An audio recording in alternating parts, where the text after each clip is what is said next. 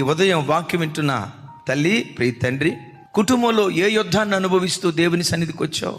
ఏ యుద్ధాల మధ్యలో సతమతమైపోతూ బ్రతకాలో చావాలో అర్థం కాక శరీరాన్ని ఏలుబడి చేస్తున్న రోగాన్ని బట్టి విసిగిపోయావేమో.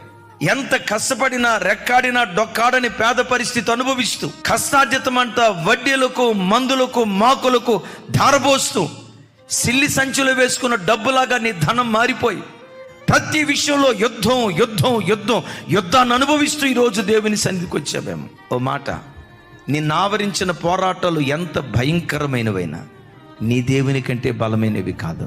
దేవుని సన్నిధిలో మోకరించి, ప్రభా నా ఇంట్లో ఈ యుద్ధం ఉందయ్యా, నా కుటుంబంలో ఈ పోరాటం ఉందయ్యా, ఈ యుద్ధాన్ని నేను చేయలేనయ్యా అని దేవుని సన్నిధిలో నువ్వు మోకరిస్తే పరలోకమందలి దేవుని సన్నిధి నుండి ఆశ్చర్యకరమైన సహాయము నీ యొద్దకు దిగి రావటం ప్రారంభిస్తుంది.